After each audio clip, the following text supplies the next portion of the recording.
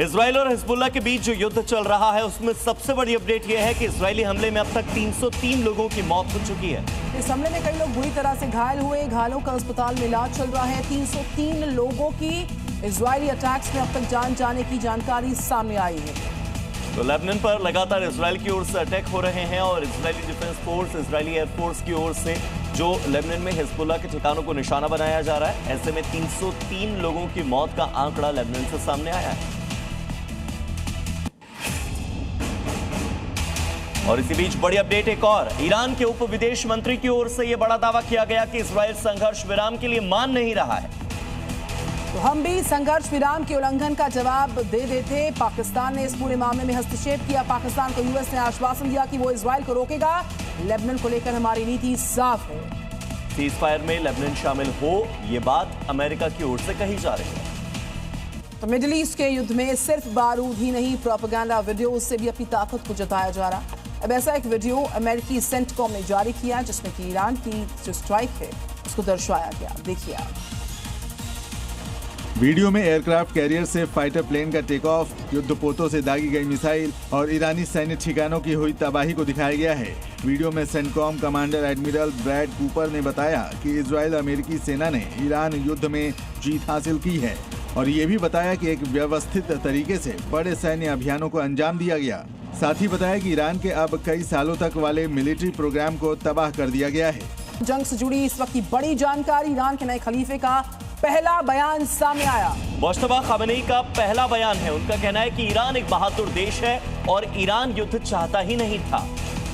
हम अपने अधिकारों से पीछे नहीं हटने वाले, ये कहा गया। तो नए सुप्रीम लीडर की ओर से, मुश्तबा खामेनी की ओर से कहा गया कि ईरान एक बहादुर देश है जो अपने अधिकारों से कभी पीछे नहीं हटेगा। ईरान युद्ध चाहता नहीं था, लेकिन चूंकि युद्ध में धकेला गया तो अपने हक से, अपने अधिकार से समझौता ईरान कभी नहीं करेगा। मुस्तफा खामनेई ने एक टीवी चैनल को इंटरव्यू दिया जिसमें उन्होंने कहा कि वो युद्ध नहीं चाहते, लेकिन ईरान अमेरिका इजराइल के हमले में मारे गए सुप्रीम लीडर अली खामनेई और शहीदों की शहादत का बदला जरूर लेगा। ईरान के सुप्रीम लीडर का यह बयान लग रहा है कि हॉर्मुज स्ट्रेट के मैनेजमेंट को एक नए फेज में ले जाएगा जिसका असर दूसरे देशों पर भी दिखेगा।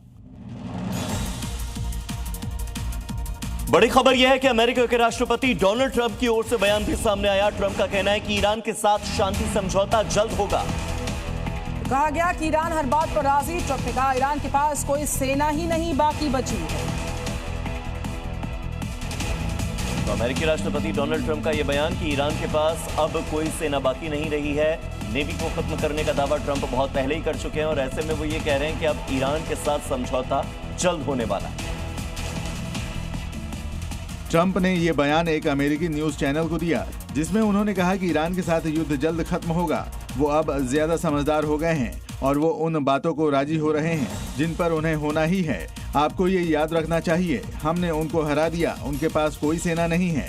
वहीं इजराइल और लेबनान पर बोलते हुए ट्रंप ने कहा कि आईडीएफ लेबनान में अपने ऑपरेशन कम कर रहा है। हालांकि ट्रंप ने अपने इस इंटरव्यू में इशारों में ये भी कह दिया कि अगर ईरान समझौता नहीं करता है तो उनको काफी तकलीफ होगी। लेबनान पर नेतन्याहू का बड़ा बयान, हिजबुल्लाह से कोई सीज फायर नहीं। तो एक तरफ ईरान और अमेरिका जहां समझौते की बात कर रहे हैं तो वहीं लेबनान पर नेतन्याहू का साफ कहना है कि हिजबुल्लाह के खिलाफ कोई सीज फायर नहीं है। सीज फायर पर पिछले बयान से पलट गए।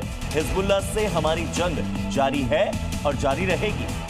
हिजबुल्लाह के सांसद अली फैयाद का कहना है कि गुट ने इजराइल के साथ सीधी बातचीत को अस्वीकार कर दिया है और लेबनानी सरकार को कोई भी अगला कदम उठाने से पहले एक शर्त के तौर पर युद्ध विराम की मांग करनी चाहिए। लेकिन हिजबुल्लाह के इस बयान के बाद इजरायली पीएम नेतन्याहू भी पलट गए और हमलों को लेकर अपनी मंशा जाहिर कर दी। नेतन्याहू के इस बयान से साफ हो गया है कि फिलहाल शांति की राह आसान नहीं है।